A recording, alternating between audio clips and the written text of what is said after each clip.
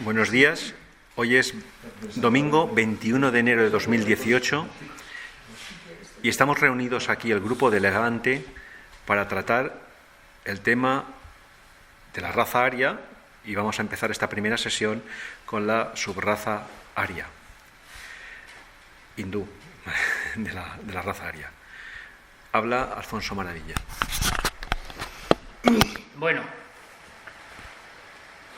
la raza aria, la hindú, la primera subraza aria, está entresacada de la quinta subraza atlante, que en este caso se llama semita original, para distinguirla de la otra que también es aria. Según los archivos acásicos, la raza aria nació hace 1 millón de años. La disposición de los continentes de hace 1 millón de años, según Platón, es la que figura en la pantalla. La Atlántida que nosotros conocemos es esto de aquí. Estaría encima del norte de África, de América del Sur, cogería el Caribe y la isla de Poseidonis, que es la última a la que se hace referencia, es esto de aquí. Esa es la Atlántida que aparece en los textos clásicos de... Ahí es un puntero. Vale. Esto de aquí es la Atlántida clásica. Las películas y todo esto, que hay películas que hablan de Atlantis, se refieren a este continente. Hace 100.000 años aproximadamente, yo voy adelantando porque claro, la cosa esta, se produjo lo que se llama la glaciación de Barents. La glaciación de Barents llegó hasta el norte de Italia, todo esto de aquí se heló.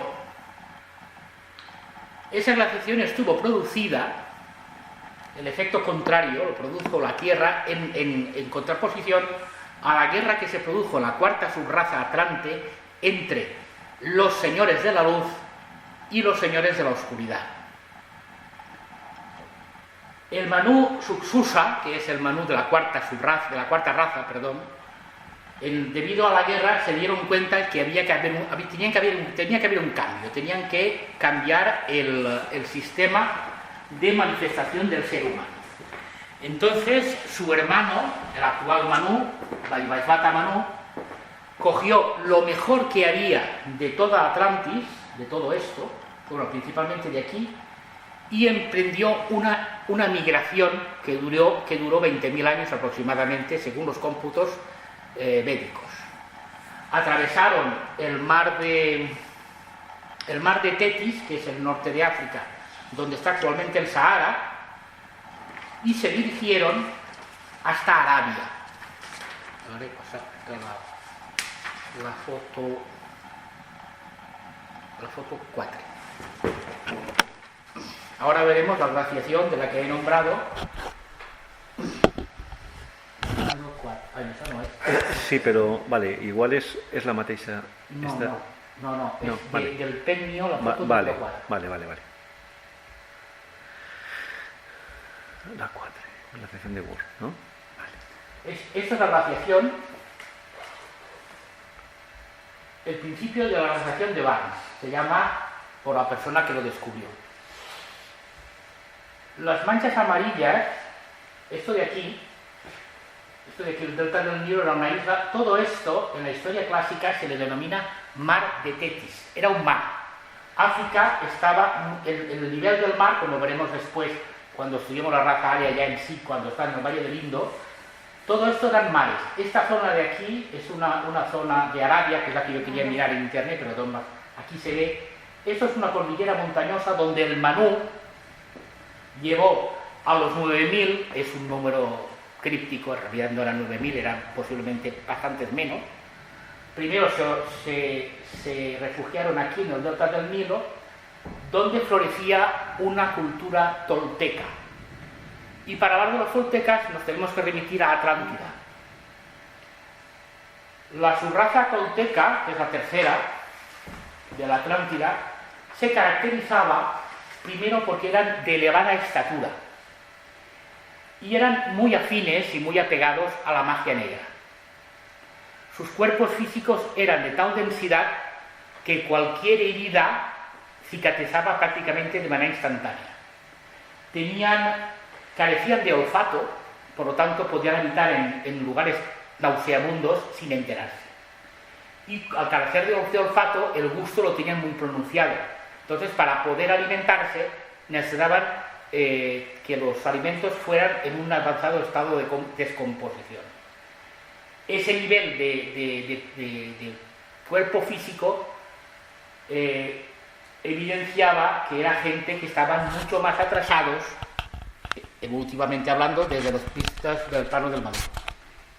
Cuando llegaron aquí, después la primera tanda, se establecieron.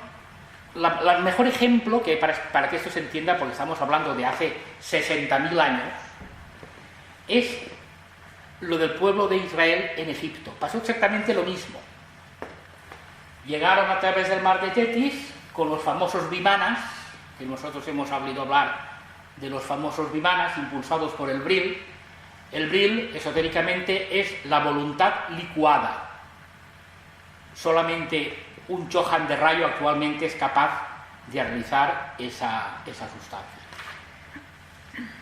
Llegaron ahí, se establecieron, pero en vistas de que la cultura tolteca egipcia, del Egipto primitivo, el Egipto actual predinástico, mucho más atrás que el rey escorpión. Se han descubierto restos en piedra de ciudades de reducido tamaño me refiero no a aldeas, sino una ciudad de aquella época podía tener perfectamente entre 5.000 y 10.000 habitantes. Eran ciudades de una planta, todo llano, y las casas estaban circundadas de tierra cultivable. Ellos, los atlantes, lo mismo que ocurrió con la raza aria hindú al principio, no comían nada que ellos no hubieran cultivado. Era uno de los mandatos de sus reyes divinos. Foto número 5. Los que se refugiaron en el delta del Nilo fueron esclavizados por los egipcios. Se produjo una pelea sangrienta, por supuesto, y los trajo aquí, a esta zona. Curiosamente, la Meca está ahí. Digo curiosamente porque según la tradición islámica, la Meca es un meteorito, la Kaaba contiene un meteorito. Esotéricamente no es así. La piedra no cayó del cielo, sino surgió de la tierra. Eso lo dejo ahí para que vosotros lo penséis. Llegaron y se establecieron aquí, en la esta del Mar Rojo. Bueno, el Manú aquí puso apostó sus vigilantes, foto número 6. Y de aquí, no se sabe cómo, porque no se sabe, los escritos no lo dicen, se fueron al Valle del Indo, aquí, entre Pakistán y la India actual. Y ahí fundaron, probablemente tres ciudades más famosas: Harappa, Mohenjo-Daro y Lothal. Aquí es cuando realmente ya entramos en el periodo histórico. La raza hindú toma cuerpo como raza. Hay restos históricos. La ciudad de Mohenjo-Daro se excavó hace relativamente poco, creo que fue en 1960 o por ahí, y descubrieron que es una ciudad muy grande, con un sistema de alcantarillado, un sistema de irrigación, y tenía una cosa curiosa, y es que todos los habitantes de la ciudad murieron allí mismo y al mismo tiempo. Esto entronca con las guerras que los Vedas hablan, que tuvieron los indos con los turanios, que es la subraza inmediatamente anterior, que habitaban lo que actualmente son las estepas rusas. Y ahora hay que mirar qué es lo que pasaba. Después de la guerra entre la magia blanca y la magia negra en la Atlántida, ahí estaban todas las razas atlantes, estaban todas en manifestación, todas, exceptuando por mandato del Señor del Mundo, la primera, la Ramual, y la segunda, la Tlavatli. Estaba la Tolteca, la Turania, los semitas originales, la acadiana y la mongólica. Estaban todas en funcionamiento. Y había restos de lemures, que eso los veremos más tarde. Esta gente los coge el Manú, y el Manú empleó una ciencia que aquí en Europa tiene amargo recuerdo, que se llama eugenesia. Cogió los elementos más avanzados racialmente, no culturalmente, la cultura es otra cosa, racialmente, como un labrador escoge la mejor simiente de tomates para sacar una mejor calidad de tomates. El Manú hizo exactamente lo mismo y se los llevó ahí. ¿Por qué ahí? Porque el Valle del Indo entraba dentro de la demarcación de la jurisdicción de la ciudad blanca, Chambala. Estaba a orillas del mar de Gobi, que ahora es un desierto. Al estar ahí, los protegió de lo que iba a venir, que era la submersión del continente de Poseidonis. Esta gente eran totalmente diferentes. Una de las cosas que les diferenciaba del resto de sus razas, anteriores y posteriores, es que eran patriarcales. Los semitas se caracterizan porque la cabeza de familia son patriarcas, no son matriarcas como los demás. Aquí también hay otra diferencia. El semita tiene un concepto de lo mío y de lo nuestro. En la Atlántida eso no existía. En la Atlántida los reyes divinos tenían a lugartenientes que, según el trabajo que hacían, les otorgaban un determinado privilegio que era simplemente mientras vivía este señor. Y era él, nadie más. En la raza aria está mi trabajo como operario, en este caso, y el valor que mi trabajo tiene, que ya se coge al clan, en este caso serían castas.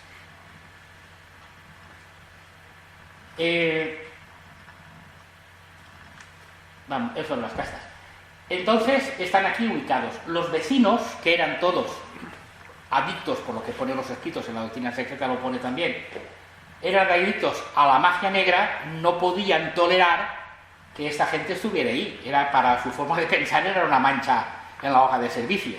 Entonces los turanios, por ejemplo, hay un turanio muy famoso en el cine, es el famoso Conan.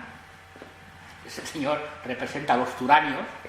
Estos les hicieron la guerra por activa y por pasiva. Además, aquella gente, el fin justifica los medios. Aquí no. Viene el momento en que se hunde la isla. Como es normal, todo el planeta se resintió, porque el cataclismo fue tremendo. Es una cosa similar a lo que ocurrió en Krakatoa, que era una isla pequeñita, pues en una isla tan grande como Poseidonis, que tenía pues muchísimos kilómetros de extensión. Ahora la SET y la SET. Esto son los restos del Otalo, los más antiguos que se han encontrado, datados en 6.000 años antes de nuestra era. Una cosa curiosa, porque en el tema de las razas vamos a tocar todo lo que hemos estudiado hasta ahora. Curiosamente, vuelvo a decir que la era en que estamos ahora, estamos en el Kali Yuga. El Kali Yuga tiene 5.000 años transcurridos. Curiosamente, esto tiene 6.000. La raza aria empieza históricamente, no esotéricamente, históricamente con el principio datable del Kali Yuga. Otra cosa curiosa. En la ronda que estamos actualmente, el elemento que mayor desarrollo llegará es el mineral. Digo curioso porque casi todas las grandes edificaciones duraderas se hacen con piedra, o en este caso es arcilla, pero es un símil de la piedra, digamos, porque ahí no había árboles. Es un lecho cenagoso y ahí no hay árboles. Aquí tenemos la 8, que es la de... que es, además creo que es la más conocida, esta es de Mohenjo-Daro. Esto es muy conocido, la gente que ha estudiado, lo que recordamos los estudios en la escuela, esta aparece. Después de la diáspora,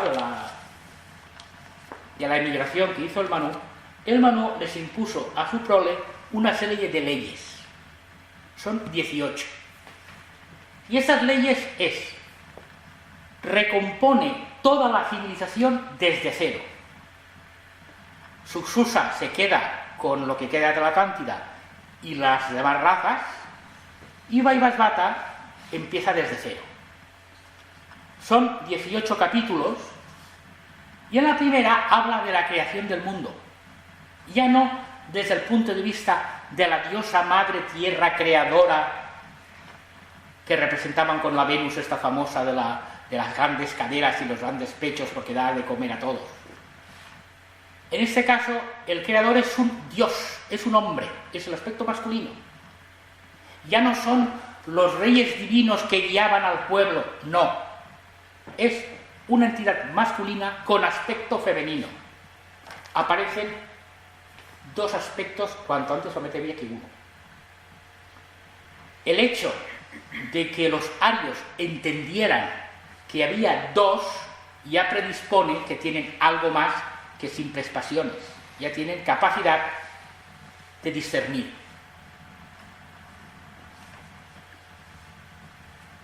La segunda habla del estudio y de las obligaciones de la gente respecto a los demás.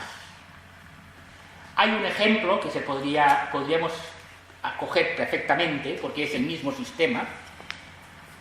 En el Antiguo Testamento, cuando antes de la destrucción de Sodoma y Gomorra, parece ser, según cuenta el escriba, que en Sodoma pues aquello iba manga por hombro y la isla de la hospitalidad brillaba por su ausencia.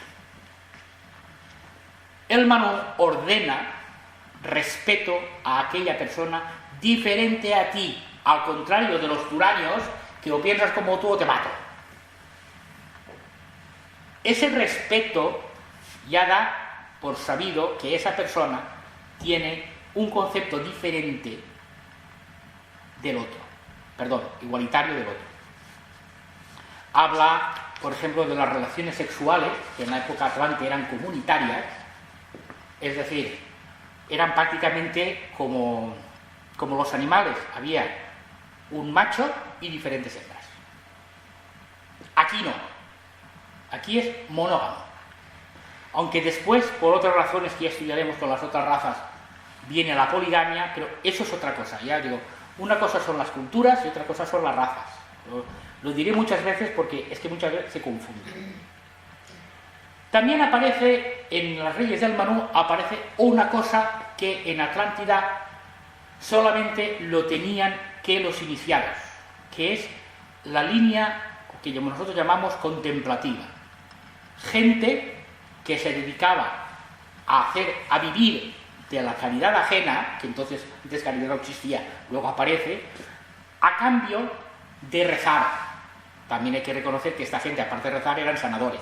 Entonces eran los médicos, como no había dinero aún, se les pagaba manteniéndoles. Luego aparece la dignidad real.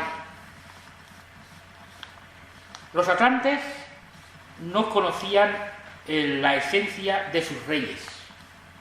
Sabían que eran poderosos, que podían infligirles graves males si desobedecían y que podían premiarles con el terrón de azúcar si actuaban bien. El Manu enseñó a su prole que los reyes debían de ser los mejores. Es decir, nace la aristocracia.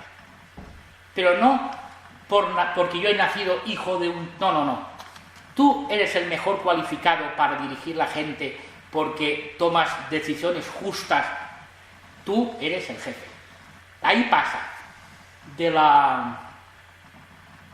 rey elegido por la logia oculta al premio por la integridad. Eso también es mental.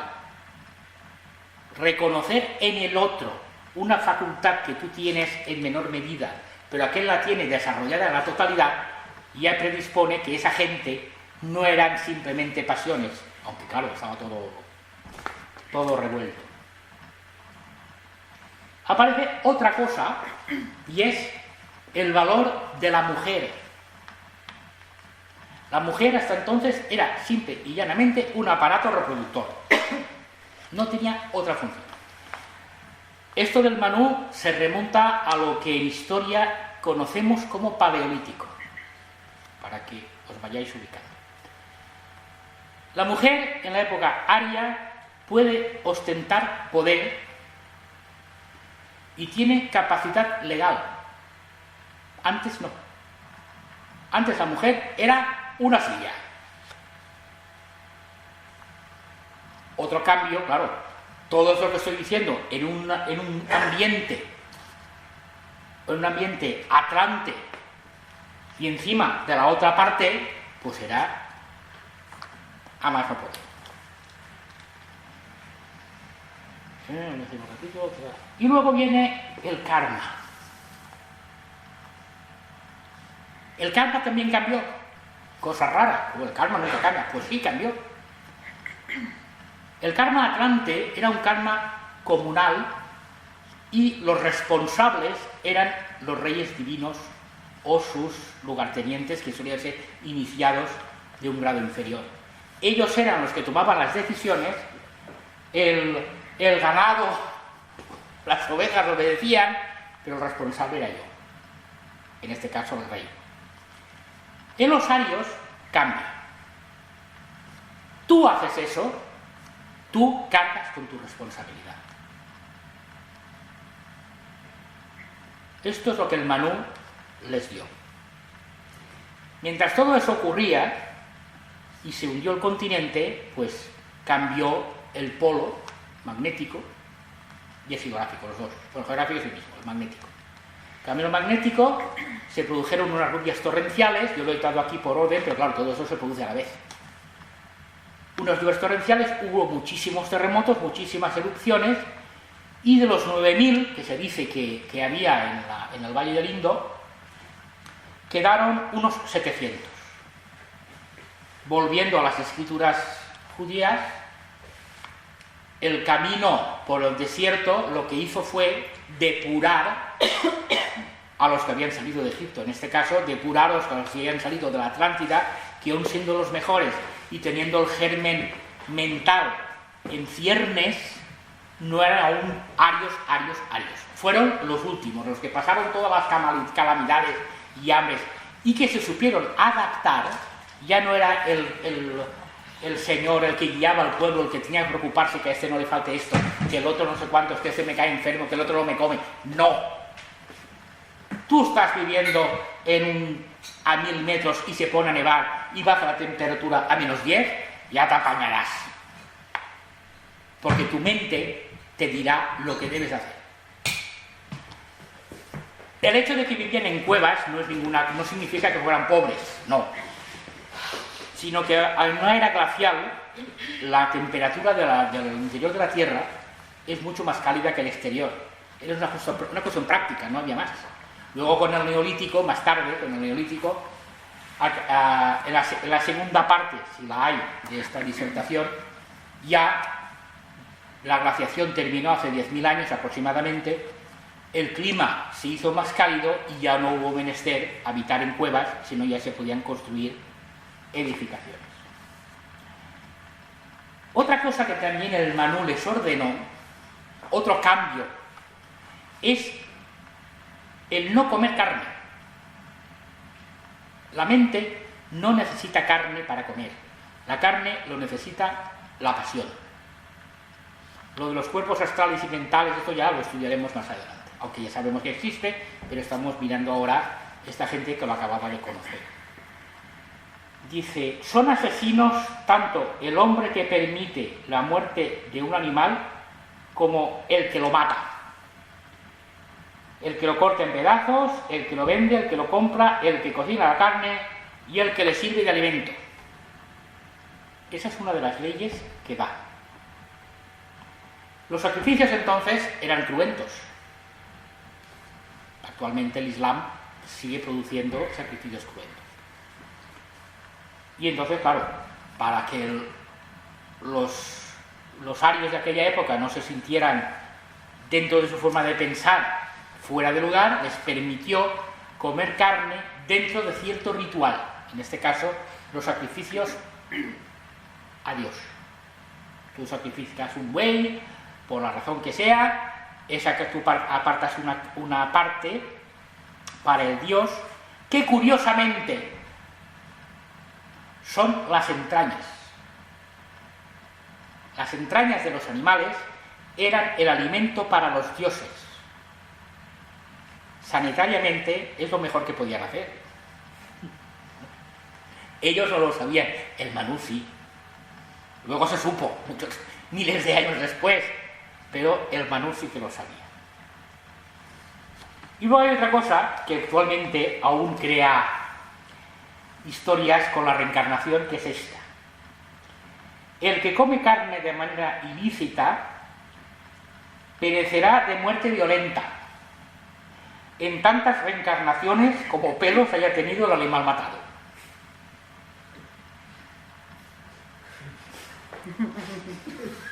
Claro, los más extremistas dicen, si yo como un perro, reencarnaré en perro.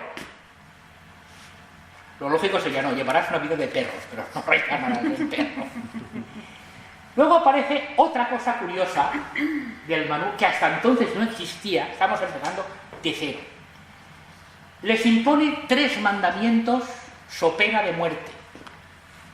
Esto ya no es ni te vas a reencarnar en un ficus, ni en el mango la cazuela. No, pena de muerte al que no lo cumpla. Primero, no robarás. Pecado de Mur por excelencia. Los cíclopes de los siglos pasados, de hecho en la Odisea aparece, eran conocidos por ser consumados ladrones. A mí me gusta esto, como lo que hay en España es de los españoles, cojo el ordenador y me lo llevo. Y si el otro llama a la policía es porque es un resentido. Ya está. No matarás. Pecado atlante. Las pasiones arrebatan la vida. El no respeto a la vida humana y en evolución, por eso están los animales también, ocasionó la subversión atlante, su posterior caída y destrucción. Y el tercero, ario por excelencia, no mentirás. La mentira es un pecado cuando se hace con conocimiento de causar daño. Una persona que no piensa, que son emociones, no piensa, hace y se acabó. Pero el que piensa, aunque sea una redundancia, se lo piensa antes de hacer, sobre todo que si lo pillan infraganti, le corta la cabeza. Porque la quinta subraza estaba destinada a desarrollar el vehículo manásico y por eso se le dio ese mandamiento.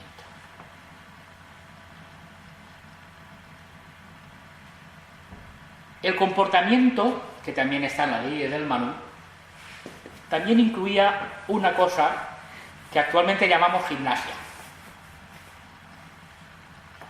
Eran cuerpos perfectos. De hecho, si los escogió el Manú, seguro que eran perfectos. Sabían leer y escribir. En las culturas atlantes de la actual Sudamérica hay petroglifos, hay escritura que luego sea. Es decir, que la gente, si no los de a pie, la gente preparada, porque esta gente hindú, esto es lo que estoy hablando, eran todos aristócratas, era lo mejorcito que dio la raza atlante, lo mejorcito que dio.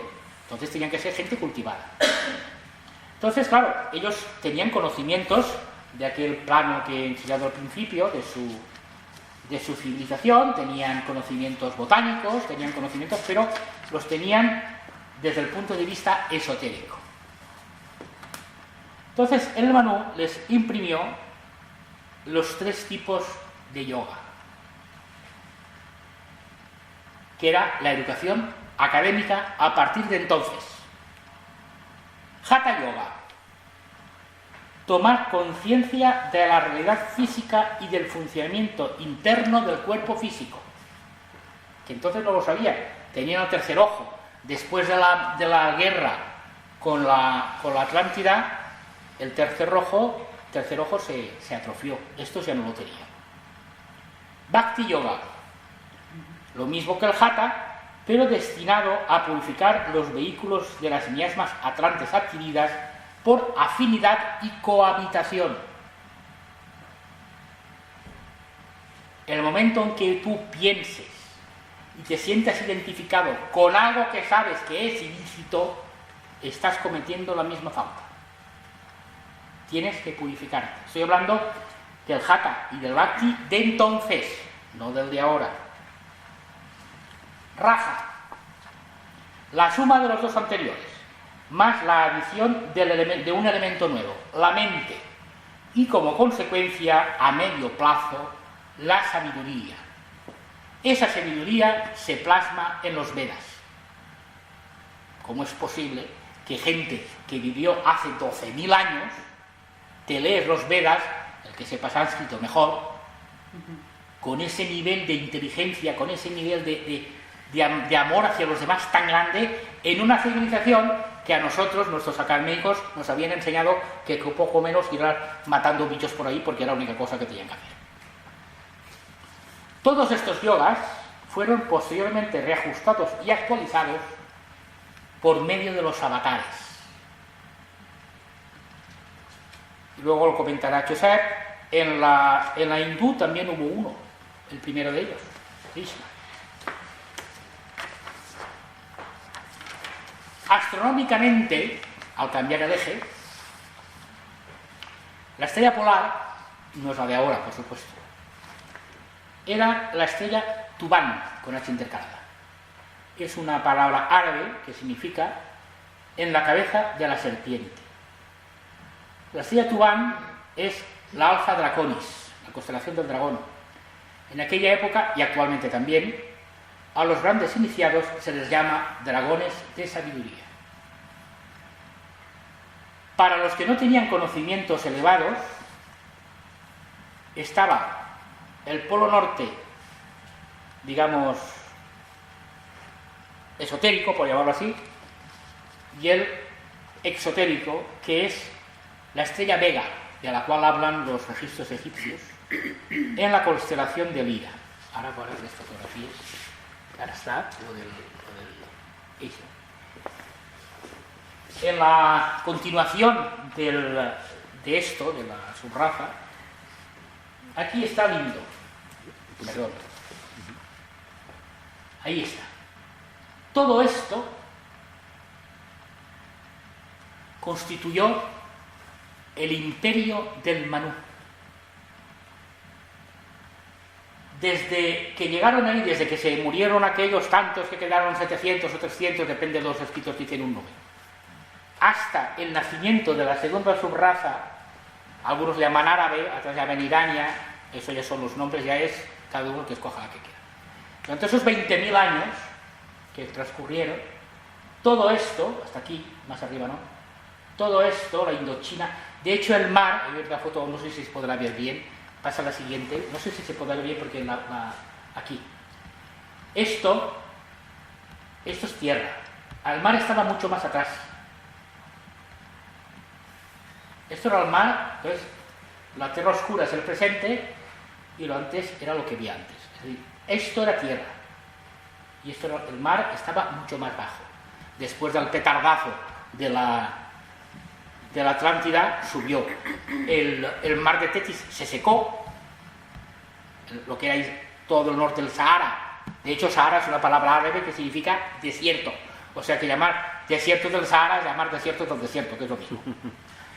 El desierto del Sahara, el mar de Sahara, el mar de Tetis, se secó y se constituyó en un desierto. Arabia se secó y se convirtió en un desierto. ¿Por qué? Pues muy fácil. Para los restos atlantes que quedaron, lo tuvieran más difícil para llegar donde estaba esta gente. Si tienen que atravesar el Sahara a 50 grados de temperatura, que los grados eran iguales entonces que ahora, pues cualquiera llega. Y esta es mi disertación. No es muy larga, pero es interesante. Si tenéis que hacer un comentario... ¿Alguna pregunta? Se pueden hacer preguntas, ¿eh? Sí. Se pueden hacer Preguntas o comentarios.